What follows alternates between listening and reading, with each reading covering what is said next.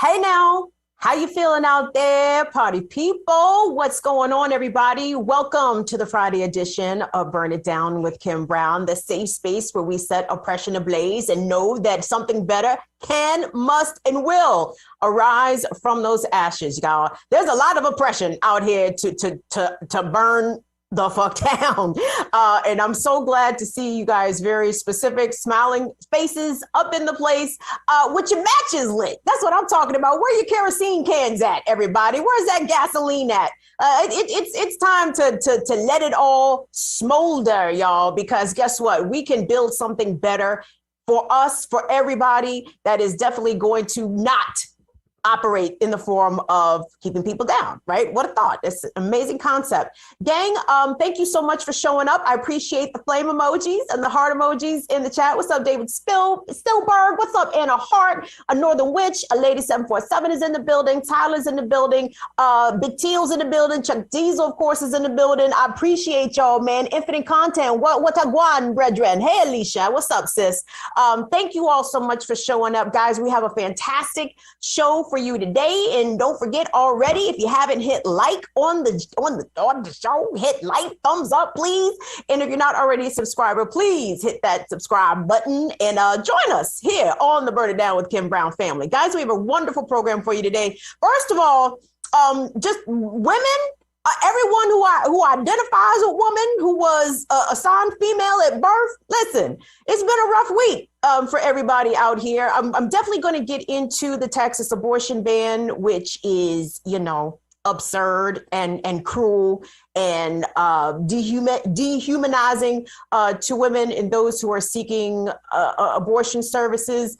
I do expect for some court challenges to take place, but given the fact that between Barack Obama and Ruth Bader Ginsburg, they have left us up Schitt's Creek without a paddle when it comes to having some sort of recourse with the Supreme Court in regards to reproductive justice. So I'm going to get into that a little bit later in the show, guys. I also want to send our best wishes and love going out to everybody that is still trying to recover after Hurricane Ida. Thank you so much. Who shouted us out in the chat asking us if we are okay? We are fine around here in the DMV. We did have some flooding. A young person, a 19-year-old young man, did lose his life in Rockville, Maryland, after their garden basement apartment became flooded. And of course, that is the story which so many people in New York City as well, people have lost their lives as a result of the storm and the subsequent flooding damage. So we want to send our love, best wishes, thoughts, and if we got it, money. If you have any materials, your support that you could offer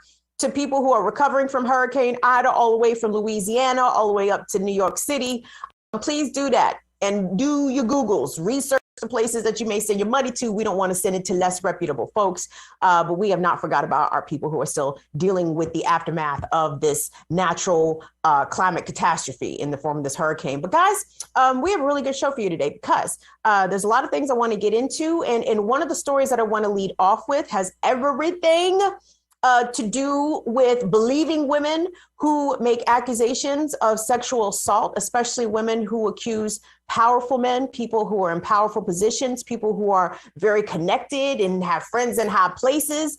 But the problem is sometimes people who call themselves our allies are not always our allies. I'm not sure if you guys heard this or not, but I think this was last week, August 25th, 26th. The head of the Time's Up Now movement. Pardon me, not the Time's Up Now movement, the Time's Up Now organization and the Time's Up Foundation. I'm not sure if you guys heard this or not, but her name is Tina Chen. She was a CEO and president, and she stepped down. This was after the aftermath of reports from both the Washington Post and I think Variety magazine, Variety.com covered this, where Tina and the Time's Up Now organization is been documented to have connections to the law firm that I believe was representing former New York Governor Andrew Cuomo, right? And in an effort to stifle the accusations of at least one of his accusers, the first Cuomo accuser, a woman by the name of Lindsey Boylan. This is all according to the Washington Post, and through an investigation done by the New York Attorney General, they found that this firm of a Time's Up founder, the founder's name was Roberta Kaplan, represents Melissa DeRosa, who was a former Cuomo aide who helped draft a letter smearing Lindsey Boylan, who again is the first Cuomo accuser. The Attorney General also found that Kaplan had spoken with DeRosa about a draft letter that would respond to Boylan's accusations, which she read to Tina Chen, who the former CEO of Time's Up, who had to step down at the time. The investigation described the letter as part of a, quote, unlawful retaliation against Boylan. And guys, that is just one example of many. Of course, we know Andrew Cuomo was forced to resign, but not he wasn't contrite about the shit at all. He was forced out, and many speculate that the reason he even tendered his resignation as governor of New York is because he has other future political ambitions, possibly president. And we know from our current and former presidents of the United States, accusations of sexual assault and rape are not necessarily deal breakers. They are not disqualifying qualities for a man seeking to sit in the White House. And that is a big fucking problem. But guys, please join me in giving a very warm welcome to our guest today. Our guest is an author, an activist, and survivor. Guys, we are joined today with none other than Tara Reade, who's joining us from the West Coast. Tara, thank you so much for making some time and for continuing your courageous crusade to bring attention to not only what happened to you, but to other women who have been assaulted and harassed by powerful men. And somehow the powerful men just keep skipping along. So thank you so much for making some time to join us here on Burn It Down. Oh, thank you for having me. I really appreciate it. It's great to be here.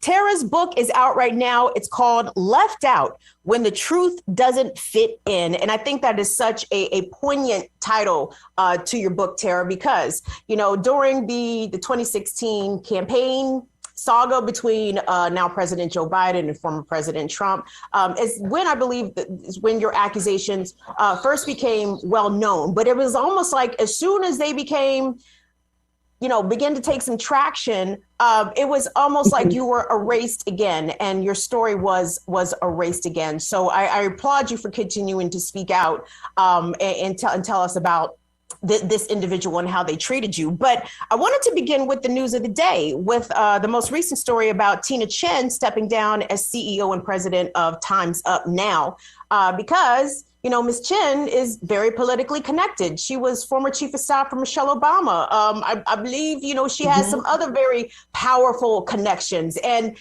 how they presented themselves as an organization that stood up for women against powerful sexual abusers. But at least according to the AG's investigation in New York and the reporting that has been done around it, they oftentimes stand in the way or try to protect and cover up for these men who are accused of this conduct. So you have experienced this truly from the inside out. And I wanted to ask, I wanted to talk about Tina Chen in a moment, in the Time's Up movement and Me Too, et cetera. But I wanted to ask, what was that like for you, having survived this incident, having been consistent in telling your story, which again, you have outlined very clearly in other interviews and in your book, Left Out, When the Truth Doesn't Fit In. But what's it like when you are the topic and the spin cycle is happening around you and you're like, oh, well, that's bullshit. And that also is bullshit. And that is bullshit. How come no one's actually coming to me and talking to me? Can you talk to us about what your experience has been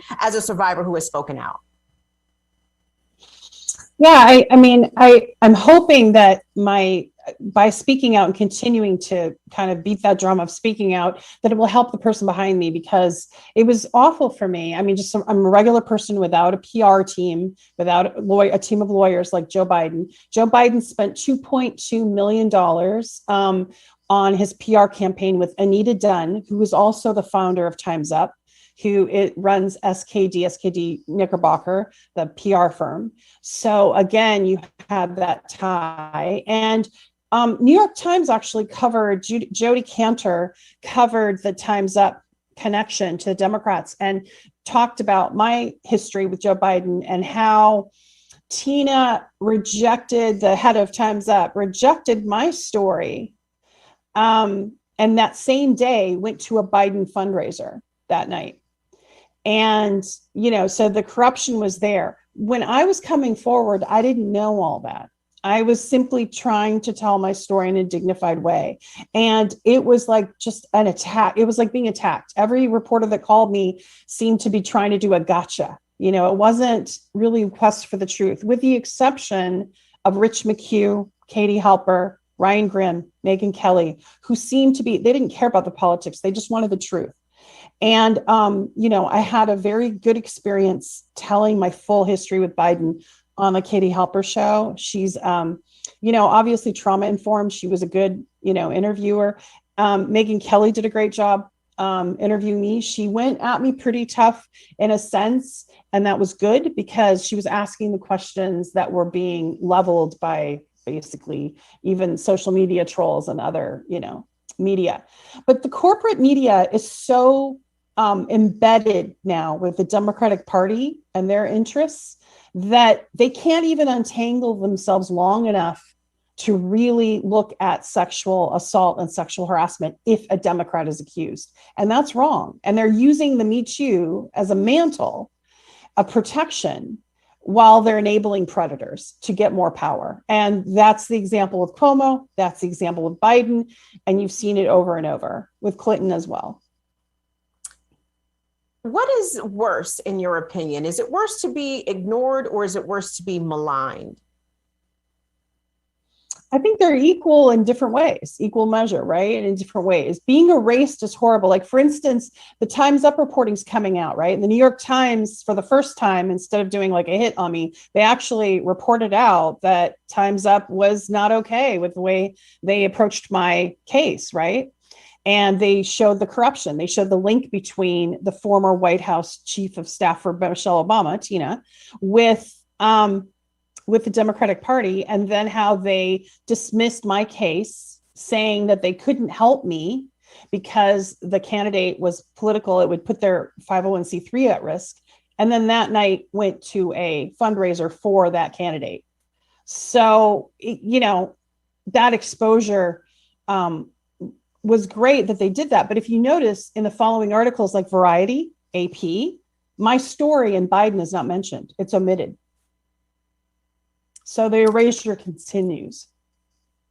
I did notice that. And I was curious as to what that was about, because usually, well, they reference the most newsworthy or the most timely accusations, in this case, Cuomo. But, seldom do you hear Bill Clinton's accusations or the accusations by accusers of Bill Clinton followed up with. I know Juanita Broaddrick has a presence on social media, but she usually doesn't get talked to, besides still coming forward and speaking about her experience with Bill Clinton as well. Tara, I mean, I would think from my perspective as a Black disabled woman that, I'm more likely to be ignored than you. So talk to me about what are some of the factors, in your opinion, as to why your story and why you and what happened to you is not always referenced, given especially the fact Biden is in office, he's currently in the White House, in that, these kinds of accusations continue to come up against politicians with frequency, but seldom is it mentioned, hey, Joe Biden's accuser is still out here very much talking about what happened to her. Why do you think that the media doesn't give you the same type of spotlight? Well, if you follow the money, like Washington Post is owned by Jeff Bezos, who owns, Amazon, right? So you have or the Google. And so you have this high tech and corporate media kind of link. Joe Biden spent, like I said, 2.2 million on his PR campaign. So the Democratic elites are making sure that whoever they have in office is protected. However, when Cuomo had the nursing home thing, if you noticed, he was thrown right under the bus after, they decided that he needed to leave. Also, he challenged Joe Biden. Cuomo was wanting to be on the 2020 ticket, and there was talk about him replacing Joe Biden on the ticket. I don't think Joe Biden ever forgot that. So the elites were having their little battle in the background, right? So what I would say is regarding my story, there was also a layer of classism, right? You saw the Politico article where they interviewed my former landlords and basically just class shamed me in the New York Times for being a single mother. For I think one line they said, oh, she couldn't afford law books, so she had to borrow them. What they omitted was that, law school books are sometimes $500 back then. And I graduated in 2004. $500 to $700 a piece, right? That's a lot of money. It's not like a $20 book. So they did things like that. They just made it sound like I was not, they used, which ironically, they're supposed to be Democrats and supposed to be supporting the working class, supposed to be protecting women. But yet when they get a chance to be classist and racist and anything, they will. And you see it come out, and you've seen Joe Biden make racist statements. And you've seen him make classist statements. They're not hiding who they are. And if someone tells you who they are, believe them. That's my theory. Racist, sexist, classist, ableist, that is all within Joe Biden's purview. And they just call it, oh, that's Uncle Joe sticking his foot in his mouth. No, he is telling you exactly what he thinks of the lessers out here. Well, talk to me about that also, about the way that predators on the left, in the form of politicians and powerful men are treated versus predators on the right, and how those respective political ideologies, I'm speaking specifically about Democrats because, the left, I don't view Democrats as being on the left. I don't know where they are, but they are not on the left over here with the rest of us. But there seems to be, when a Matt Gaetz is accused of engaging with underage sex workers, and the story with Bill Clinton or Joe Biden or Andrew Cuomo, there seems to be a real drag in the way that accusers of politicians who are Democrats are believed and or received versus the way I think that accusers of Republican politicians are I don't think I haven't seen the amount of attempts to discredit them at the levels that we see with accusers on the left. What are your thoughts about that, especially from your very unique perspective? Oh yeah, there's a weaponization of it, right? That's used by the left. By Democrats. I would say I'm with you. I don't think they're left anymore. They're actually right, but Democrats will weaponize it to their advantage or disadvantage, or ignore it. Right. And whereas Republicans, where they stand, they ignore it pretty much, where they're at. But what gets me about Democrats, because I was a Democrat for most of my life until I left the Democratic Party. And I'm considered a lefty. I'm an anti-imperialist, as you know, and you've seen my tweets, I'm sure. And, what really gets me is just the hypocrisy and the way they use it to their advantage when it suits, like with Cuomo. Right. But then won't touch Biden. And then, as far as Matt Gaetz goes, there's not even been a criminal investigation yet. And they've been litigating it kind of in the media, and he's on the right. Do I believe survivors? I believe survivors because I've been a survivor that's experienced people trying to erase me when I've tried to come forward about powerful people. So I always support survivors. I always will. And as far as the Me Too, it's too bad it got hijacked by the Democratic Party. It got hijacked and then used. Now I'm hoping that with the Time's Up, because you can't reform that. That just needs to be dissolved and reimagined with survivor leadership in place. And I want to see the stories that we don't hear, that are not in the public, like that, there are many people that came forward about powerful people that Time's Up, suppressed their stories. And, the whole thing about Tarana Burke, she brought forward the Me Too movement. It was supposed to be to bring forth the stories of Black women and Black young girls who had been silenced and suppressed. And then it got hijacked by Alyssa Milano, who works for, whose husband works for Creative Artists Agency, which is the big agency out of Hollywood that colludes with, the Democrats. And that's basically it. So it's been quite a journey watching. I didn't know all of this. I didn't know the tight connections between Time's Up, Hollywood, and the corporate media.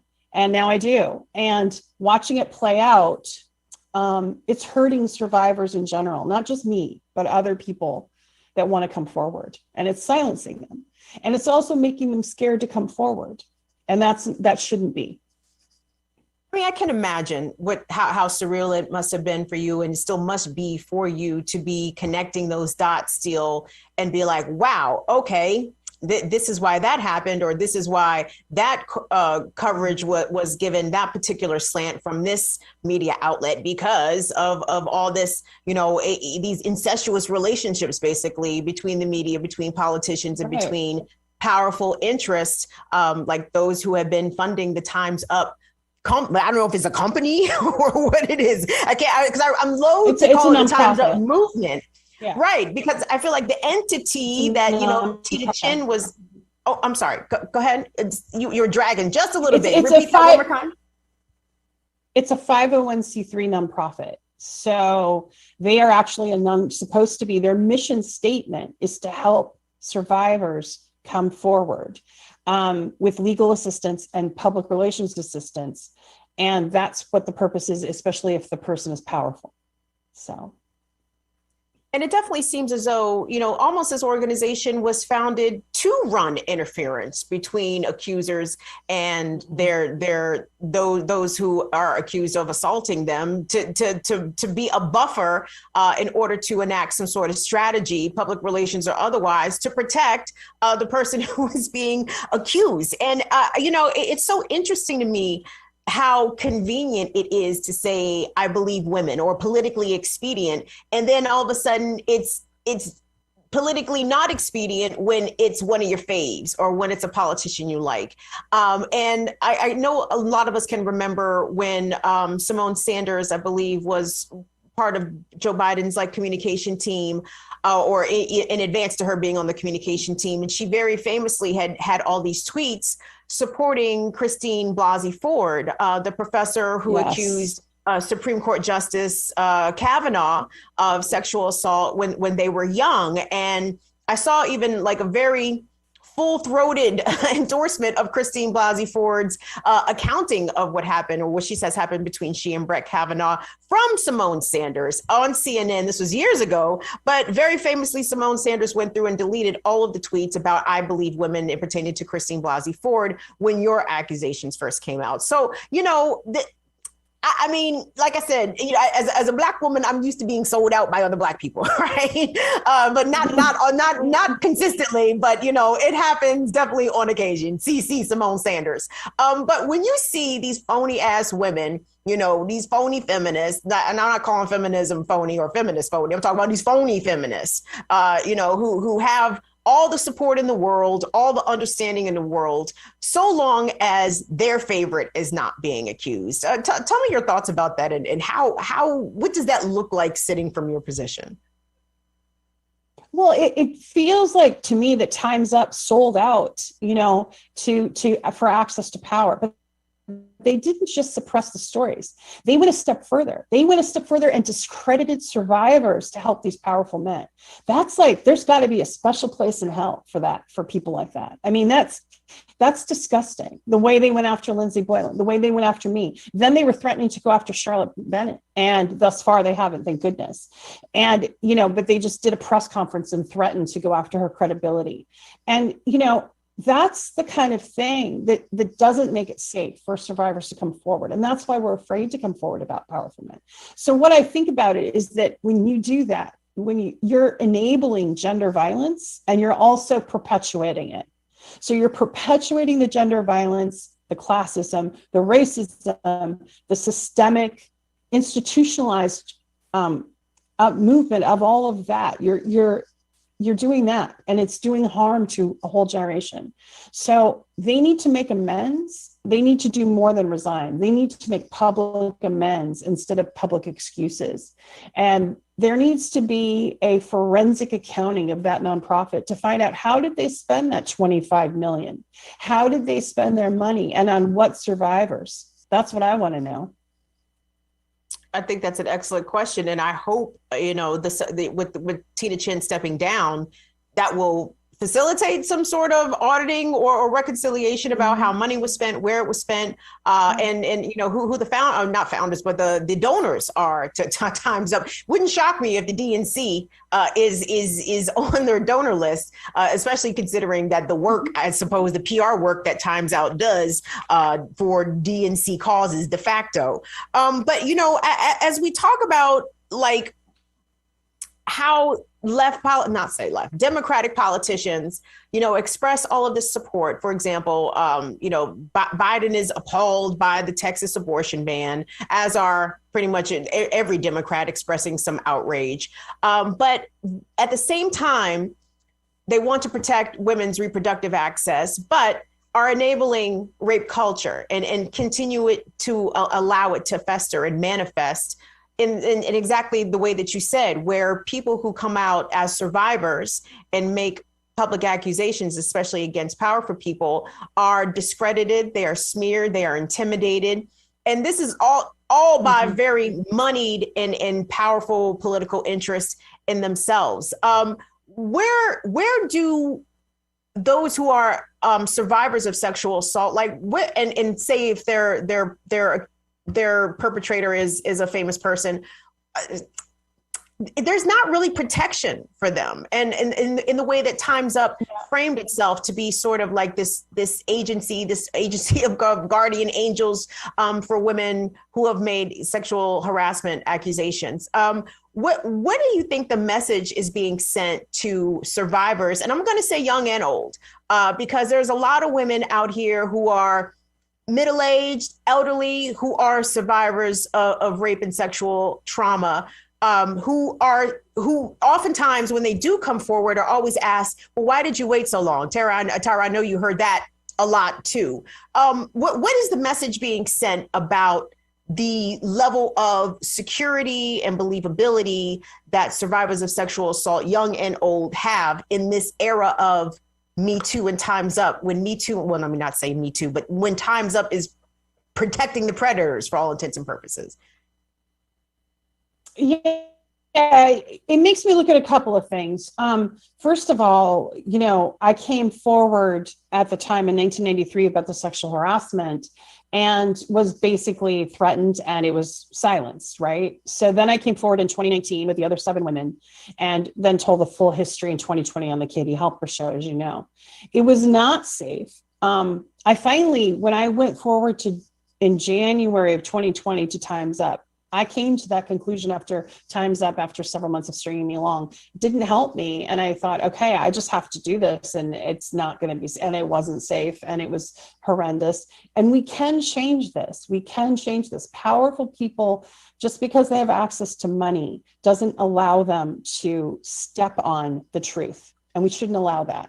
So part of this needs to be, an inclusive movement that recognizes that fact. And Tarana Burke really tried with Me Too. And Me Too is now, like, as Rose McGowan had said recently, she said, how you can look at someone, you don't have to necessarily go into what your story was, but just say, I have a Me Too story, and people know what you mean. So Tarana Burke is responsible for that being part of our social vernacular. And by going a step further, we can make it not okay to smear survivors. And I'm hoping this revelation of Time's Up and the corruption will lead us closer to that, another step. But going back to what you said about Texas, I wanted to talk about that. There is no reason with the Democrats, with the House, the Senate, and the presidency, that there's no reason why reproductive rights should not be protected. Women should still have the right to choose. In 2021, there shouldn't even be a discussion.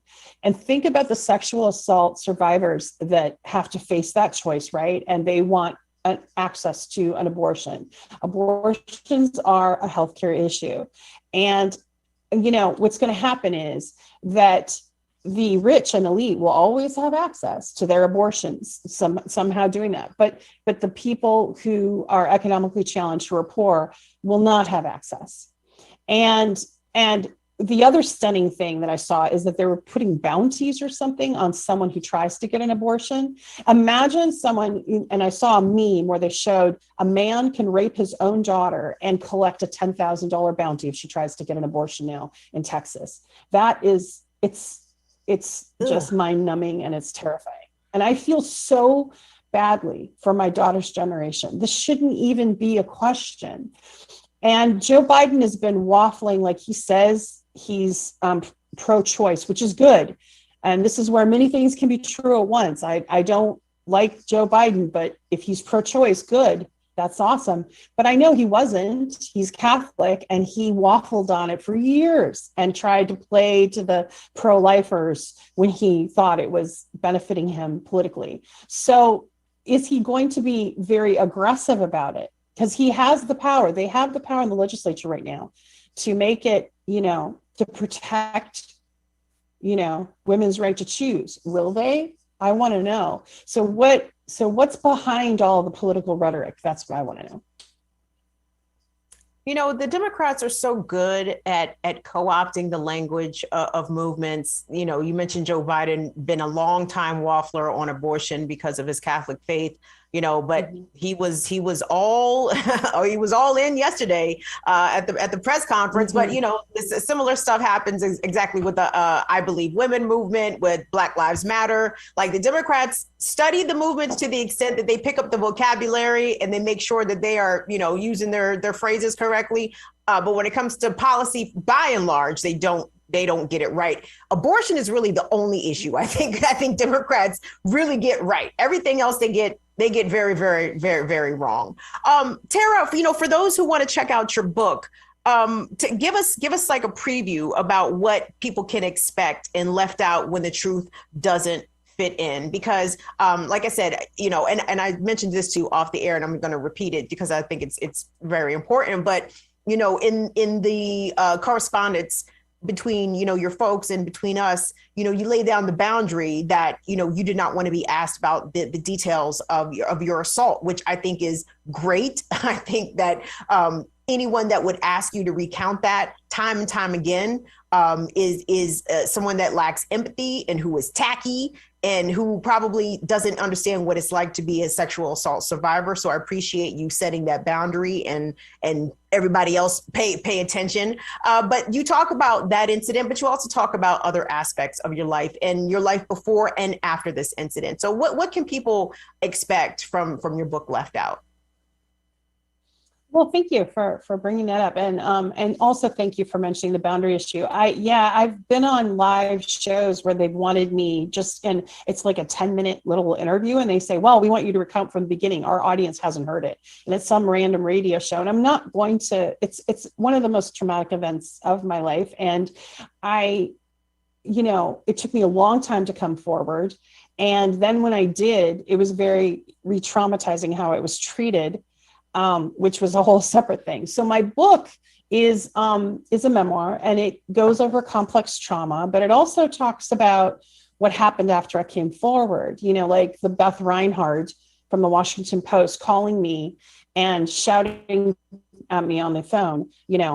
Instead of, her first question was, "You made an accusation against Joe Biden. Don't you know this is going to hurt his campaign?" And that was her first question.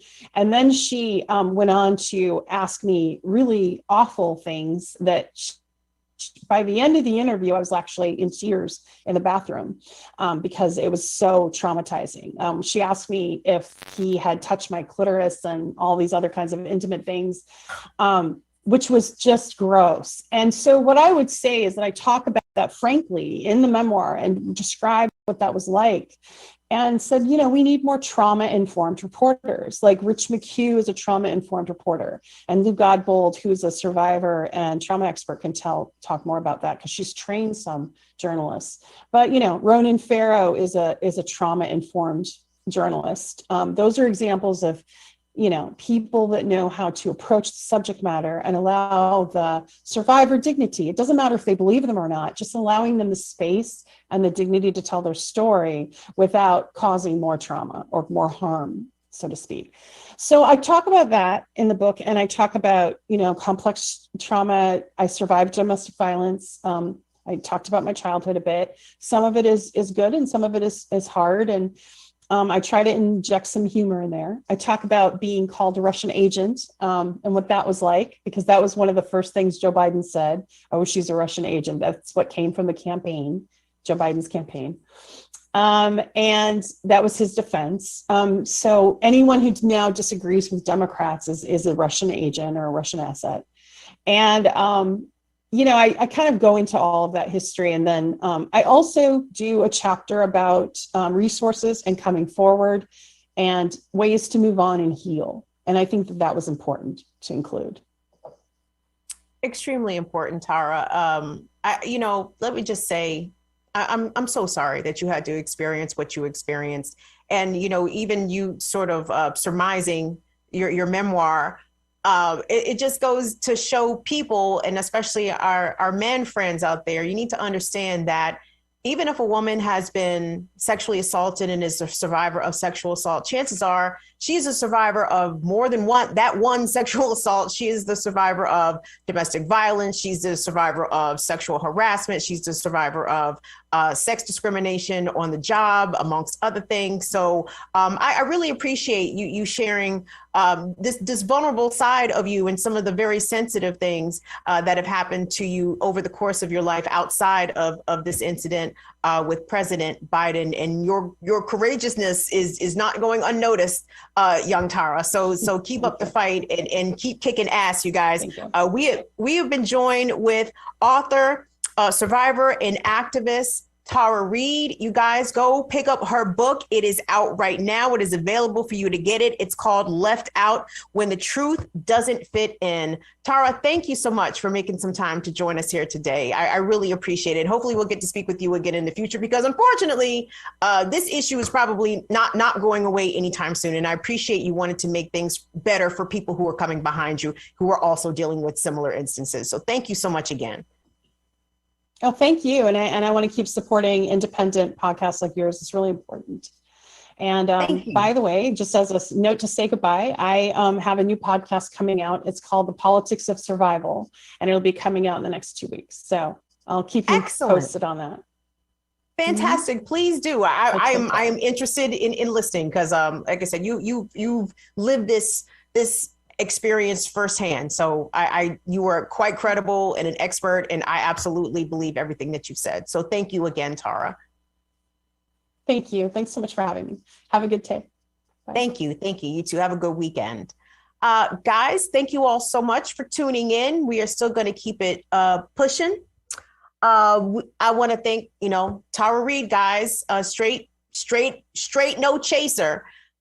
She has been unflinching and unequivocal about what Joe Biden did to her. And I think that it is important that we don't let off Joe Biden's neck in terms of what we did to her. So anytime the Democrats, establishment Democrats, corporate Democrats, whoever, congressional Democrats, anytime they want to start, calling about Matt Gaetz or whatever other Republican is being accused of sex assault, kindly remember the Democrats that their sitting president stands currently accused, and accusations that he has not really responded to in a good way. Like she said, the campaign's response at the time of her accusations was she's a Russian a Russian agent.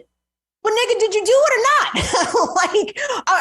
Let's say she is a Russian agent. That was not an unequivocal no from the Biden campaign. That no, this did not happen. So Tara Reade, guys, thanks so much to Molly for facilitating that and making that happen.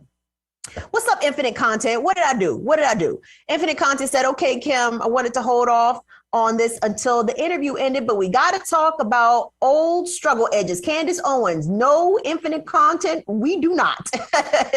You know why? And her bullshit again. Infinite Content, thanks so much for the super chat. Let me tell you why. Let me explain something to y'all, man. Hopefully this is why y'all come here. I hope y'all come here because I could give a fuck about a fucking political personality, especially some bitch ass nigga like Candace Owens. Give me a motherfucking break. Infinite Content, you might as well said in your super chat, hey Kim, Candace Owens is cooning again. I'd be like, word, Infinite Content, you don't say. Because that is what Candace Owens is here for. She is here to coon. She is here to shit on black people. She is here to uplift white supremacy.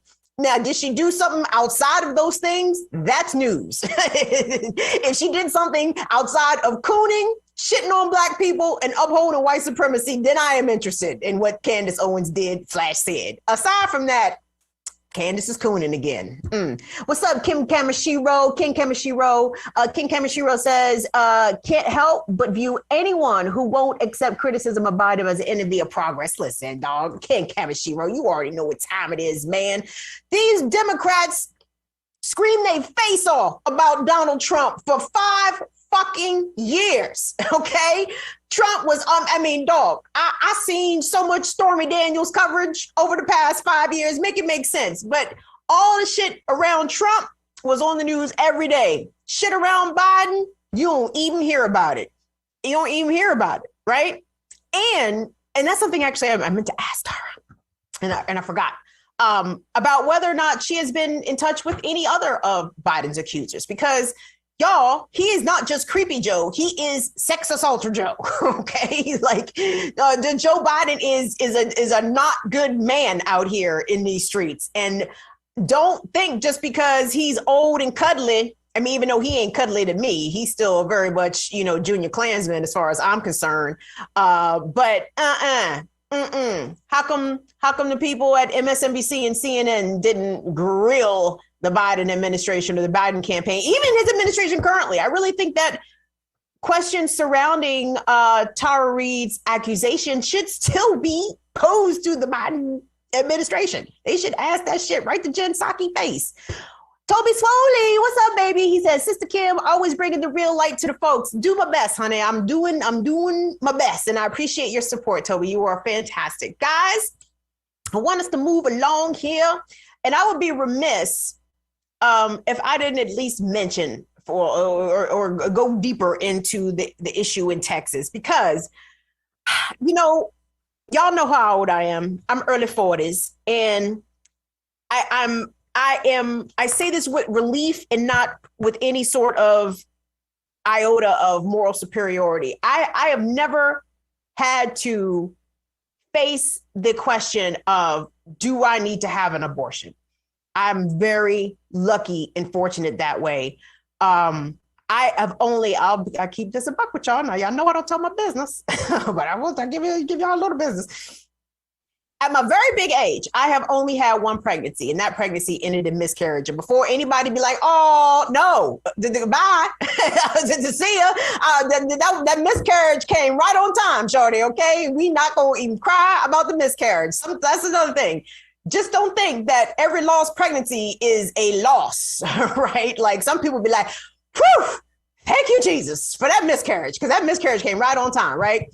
But if the miscarriage don't come on time, and you need to seek abortion services, let me tell y'all, again, as a Gen X woman, I think I have somewhat taken for granted that abortion has always been there for me, shorty. If I ever need an abortion, it never even questioned or came across my brain as to, is this abortion something that I'm going to be able to actually obtain? I live in a very blue state. Now, I've told y'all lots of times that Maryland is not as progressive as advertised, but one thing Maryland does get right is access to abortion. You can get you an abortion in Maryland DC, I mean, it's not very difficult, right? It's not a difficult thing to obtain. But if you live in places like Missouri, or you live in places like Georgia, or you live in places like, I don't know about Florida's abortion laws. I'm not sure about that. But Georgia for sure, some bullshit.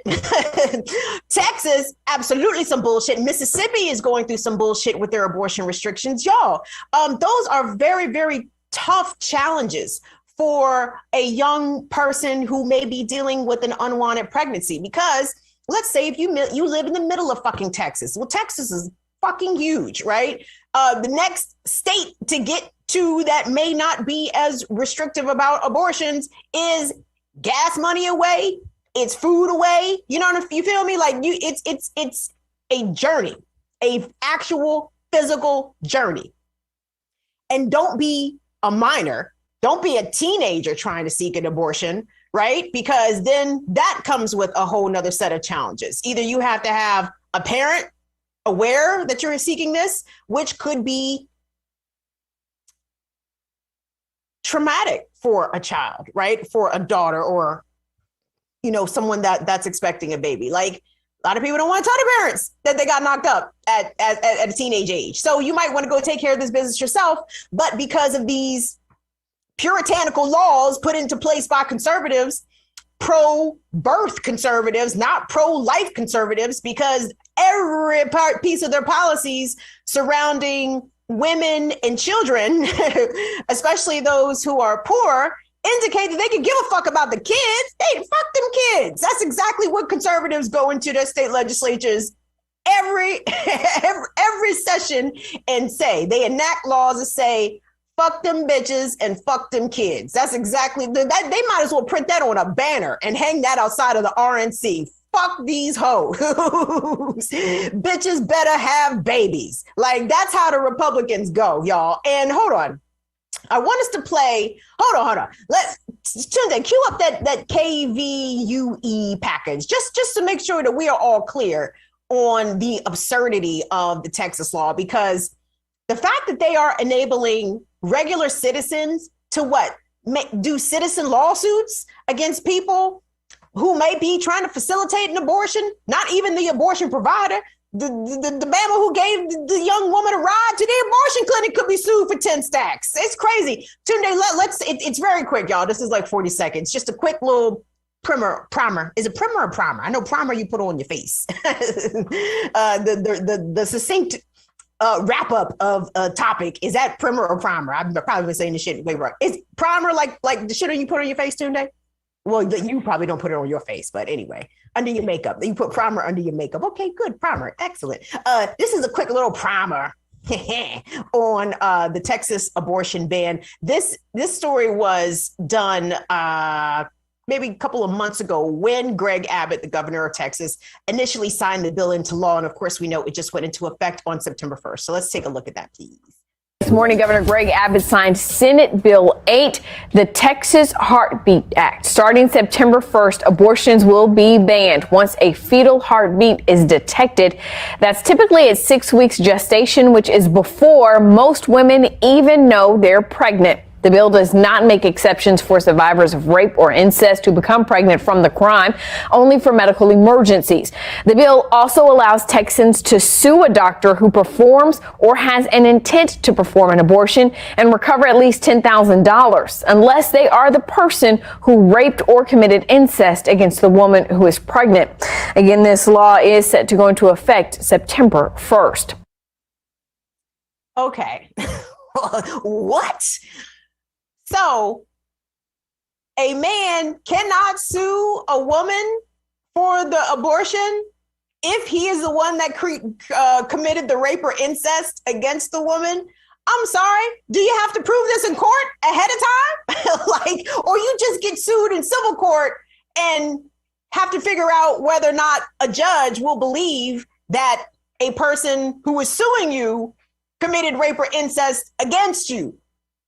What? This is lunacy. Northern Witch, thank you so much for the super chat, darling. Northern Witch said there are bounty hunters and ransom people posting on social media about how they can attack some poor woman and then turn her in for $10,000 in Texas. Man, this is going to be extremely ugly, y'all, because number one, basically, because the Texas legislature and the governor did this end run around Roe, it is basically meant to create a chilling effect, right? Abortion providers and those who may even can be thinking about helping somebody get an abortion, this is to scare them, right? I mean, $10,000 is not a judgment to sneeze at, right? So I guess Texas has no problems clogging up their courts with a bunch of frivolous lawsuits, which I would imagine at the end of the day would be very difficult to prove, because you would have to have some sort of medical documentation to even document that somebody had an abortion.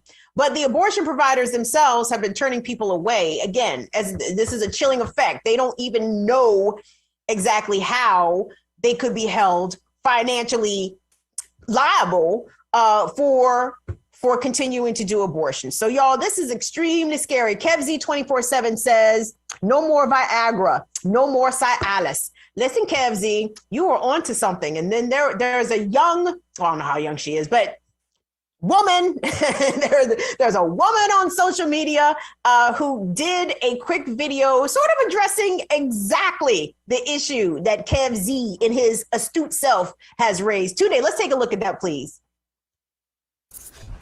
A win for Texas women. You are now legally able to sue the man who got you pregnant. Huh? Also, anyone who may have aided that man in getting you pregnant. Whoa, whoa, whoa, whoa. His friend who convinced him to talk to you at the bar. His nagging mother who's desperate for a grandbaby. His neighbor Bubba who makes that bootleg moonshine that caused him to forget the condom. I sure hope he has a good lawyer. What the hell, Texas? This is an outrage. Isn't it though? I hate it here. Ooh, I hate it here. Why is it only women held responsible for pregnancies? I know y'all say child support is a thing, but not when it comes to these. Well, Kim, I don't know if you were going to talk about this at some point in time, but it's funny how this comes off the heels of everybody talking about, oh my God, can you look at this? The Taliban are taking over. It's crazy. This is insanity. They're women's rights, right? And then here we are, like a week later. That is a trending hashtag, by the way. Hashtag Texas Taliban. Yep. I mean, what is the difference? Please explain to me the difference. I see no difference. Women are being told what to do with their bodies, when they can procreate, when they cannot procreate, right? And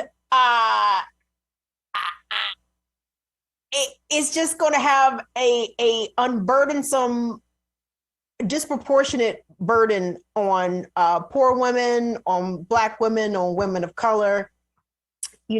Maternity mortality rates for Black women in this country are astronomical, especially compared to that of white women. I think Latina women experience those very high mortality rates in pregnancy for a variety of reasons, for the racism in the medical institutions, of course, but an increase of underlying conditions like diabetes, high blood pressure, hypertension, et cetera. So this is actually possibly going to kill people. If women cannot get access to safe medical abortions, even though some of the exemptions include, I think, to save the mother's life, but this is Texas, y'all. You can't trust it. Schultze 100, thank you so much, honey, for the super chat. So Schultze said, just wanted to tell you that you're awesome. Thank you, Schultze. Is that you, mama? Thanks, Schultze. I appreciate you. I appreciate you. More than just my mother likes me out here. I appreciate my mother liking me, and I appreciate y'all joining my mother and liking me. Yes, there is a Texas Taliban. It's the Texas KKK. Who said that? Dawn? Hey, Dawn. Fine. I'm going to find the lie. I'm not able to find the lie.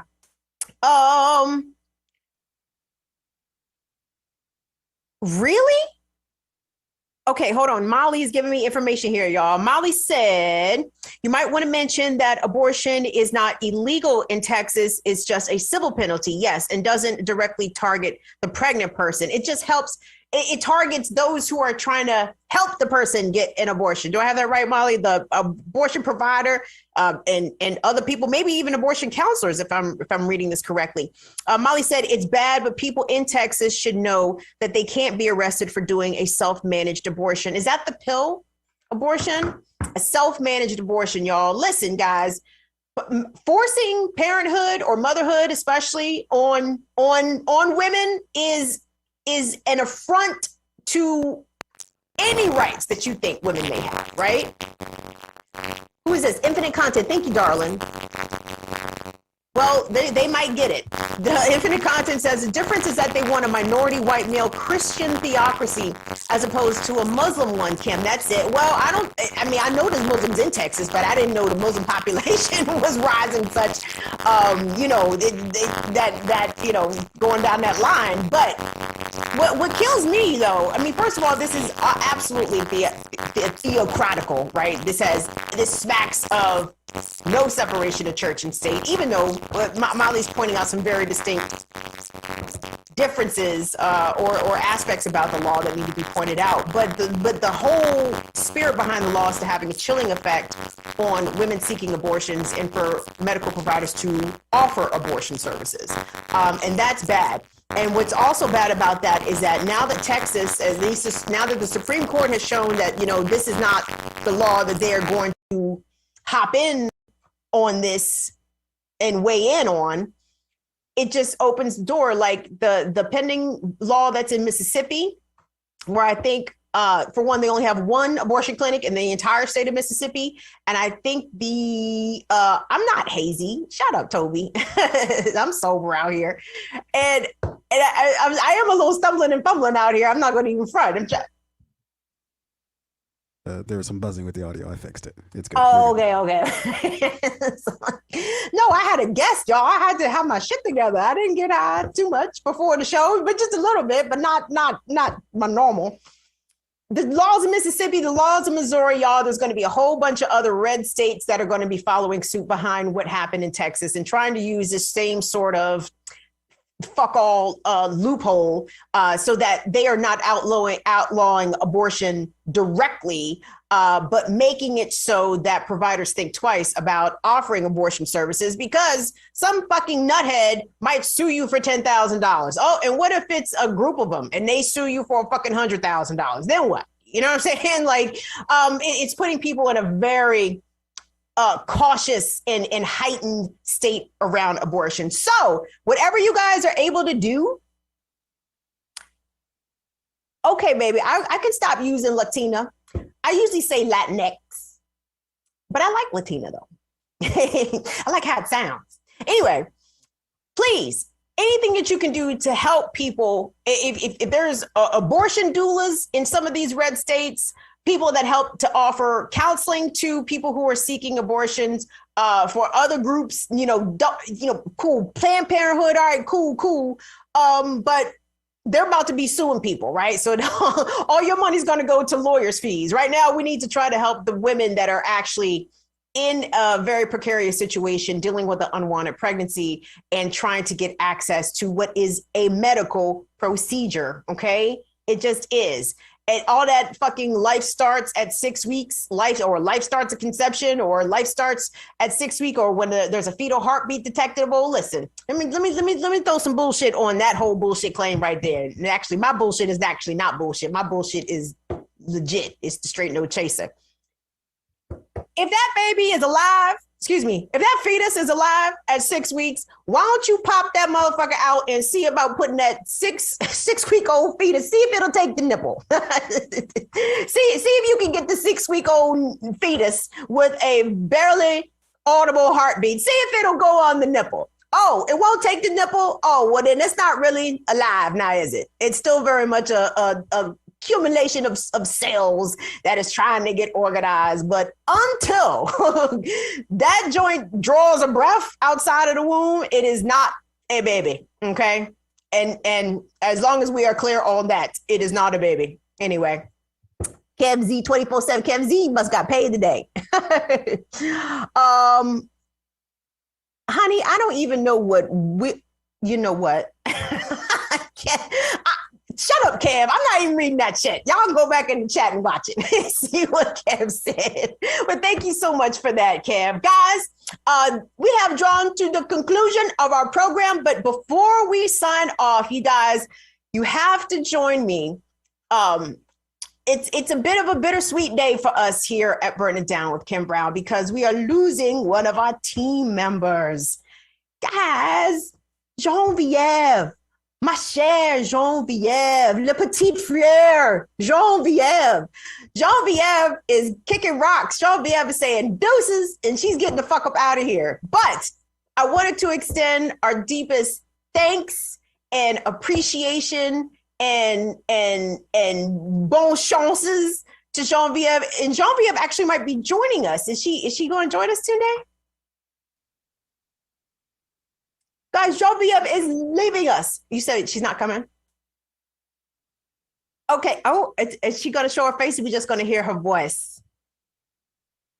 Absolutely. First of all, who just dropped us some coinage? Spiffy, what's going on, honey? Flame emoji, deuces, black deuces. Thank you so much for that, darling. Kev, I'm mad at you. I'm mad at you for that comment.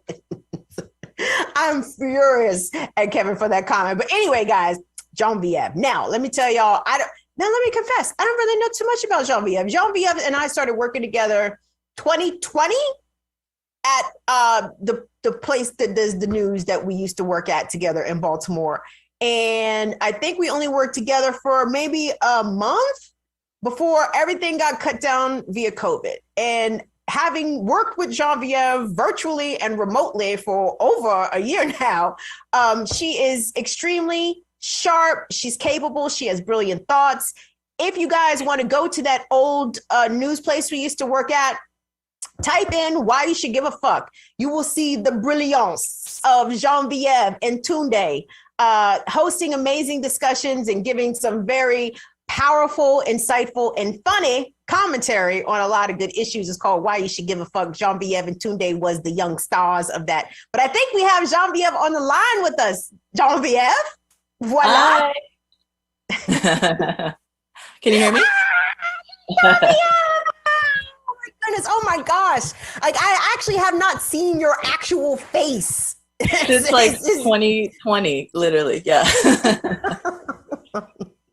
Oh my goodness. Was Geneviève, so I just gave a brief saying of your departure, but tell us what's going on to the extent that you are comfortable. You don't have to tell all your business, but Sure. Tell us what you feel like telling us. Yeah, so today is my last day. I'm leaving the show because I'm going to be starting a master's program in the UK in London. So I'm going to leave because I won't have really the capacity to do the show as much as I would like to. But I'm so grateful for this opportunity, and I'm very happy that I got to stay on even after the layoff. I remember Kim, we talked like the day literally that we got laid off, and you were like, should we keep doing the show? And I was like, hell yeah, let's keep doing the show. Like, the show is really important, and I mean, I love working on it. So yeah, we kept going, and it's just been amazing to see the show grow bigger and bigger ever since January. So yeah. I tell you, Geneviève, like, after we were laid off and, I spoke with you today and Molly, and you guys expressed interest, literally my heart was set aflame. I was like, oh my God, what? Someone wants to help? This is crazy. But you especially, I was really, really encouraged when you wanted to stay on, because Geneviève, I mean, you are young. I am old. And the fact that you agree and you know what I mean? But like, I believe the children are our future. Teach them well and let them lead the way. And if Geneviève said she was fucking with Burn It Down, I said, okay, Burn It Down is doing something correct out here if we're able to retain young Geneviève. So, but Geneviève, I want you to tell the people also, I know you're about to pursue this master's program, which is extremely interesting, y'all, but Geneviève is a chef. And Geneviève be cooking. And Geneviève is from the Caribbean, so she be cooking for real. So tell the people about your Instagram account so people can follow you, even though I know you're going to be busy with your studies. I'm hoping you will be able to get together your Geneviève Haitian green sauce, and that'll be at a international food mart available all throughout London. But tell us about your Instagram. Yeah, so you guys can follow me at Genevieve SM Cooks on Instagram, and I'm going to start reposting because I took a bit of a hiatus on the content that I'm posting, but I'm going to be cooking and chefing up some new things and introducing you guys to new recipes and food history and all that fun stuff. So I'm really excited to be able to share more food content, but also connecting it, like politics and current events and stuff like that's not going to leave. But yeah, that's the new medium. Genevieve, didn't you have a pumpkin recipe, or was it a different gourd? Was it recipe?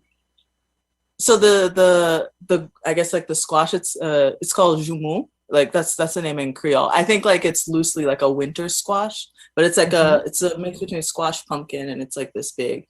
And so I posted a recipe, I think, on Instagram for that one, and it's like the Haitian independence soup. So if you guys want to learn more about Haiti and what that history is about, check out the recipe for that soup. Yes, do that. I remember you telling me about the recipe, and I'm like, ooh, it's fall. Ooh, that was a gourd, wasn't it? Ooh, that would probably be really tasty. Y'all, Genevieve throws down in the kitchen. She had it all day, and we are so proud of you, Genevieve. We are very sad to see you go, but of course, you will always be part of the Burn It Down family. And from what I know of you, your own story is extremely remarkable. Your folks came here from Haiti. They raised a family, and y'all are just spreading your wings and flying around the globe like the amazing étoiles that you are, the amazing stars that y'all continue to be. So credit to your parents out here. Your parents have done an amazing job, and you are also going to go on to do great and amazing things. And I'm so happy to know you, and I'm so happy to have a seat to be able to cheer for young Genevieve out here, ready to stomp the world. London, look out. Y'all are not ready in the UK for Genevieve. She speaks softly, but she carries a big stick. Don't fuck with her in the streets. Genevieve, thank you so much, darling, just for being yourself. Thank you for all the help and the belief and the support that you've offered Burn It Down. And we are so proud of you. And we are going to be rooting for you, and you have a place here anytime that you want to. Hey, look, I can't let Genevieve go without saying my piece too. So, we started working together, a few years back, and while our employer was in a little bit of turmoil, we decided to start a little thing, as Kim mentioned before, Why You Should Give a Fuck. That whole experience changed, my outlook on a lot of different things, and I'm so glad that I got to partner up with you on that. And I'm really proud of who you've grown to be, and I'm so excited to see who you're going to be, I can't tell you enough how much I appreciate you. And this isn't goodbye, right? Like, this is to be continued, This is to be continued. So we will definitely be seeing you soon, Genevieve. Absolutely. Thank you so much. And I really appreciate that. For sure. It is not au revoir. It is à bientôt. Genevieve lets me speak. She lets me speak my terrible French to her. She's like, yes, that's good, Auntie. Okay, that's enough. Okay. Genevieve, thank you, honey, for everything. We wish you the best of luck in the UK. And if you're in the UK, Ursula Baptiste, I think you are in the UK. And Genevieve, I'm putting the press on you. I want to see Genevieve's Haitian green sauce being sold for some pounds over there, okay? Like she gonna give me y'all on the low, 4 pounds a jar. She got you. But thank you, Genevieve. Thank you so much. We're glad to have a chance to say goodbye to you. Absolutely. Thank you so much. I appreciate everything that you do, Kim, Tunde, and Molly. You guys are amazing to work with. And also shout out to the people in the chat. Y'all are really amazing and so supportive. And I love being able to interact with you guys on the chat and just like watching the channel grow. Like, it's been a really great opportunity. We trying, girl. We trying. But yeah, guys. So Molly's gonna be taking over the chat, I think, in portions. So y'all be nice to Molly out here when she womans up the chat. So guys, that's gonna be our conclusion of our program today. It is Labor Day weekend. It's a holiday weekend, guys. So please go out there, be safe, don't drink and drive. Oh, and if you didn't forget, COVID is still out here, jumping on people at ridiculous levels. So if you're not vaccinated, stay the fuck in the house. And even if you are vaccinated, you gotta mask. You can't be out here willy-nilly. You can't just be, at the family barbecue in and out the house with a bunch of maskless people and thinking that Delta ain't in there just waiting to jump on you. So please, y'all, keep the fact that COVID is still out here wreaking havoc, killing people, making people sick. And I don't want that to happen to you or yours at all. So please do what you got to do to stay safe, guys. We will see y'all back here on Tuesday after the holiday. On behalf of Tunde Malik and for the last time, Genevieve, we will see y'all later. Thank y'all. Bye-bye.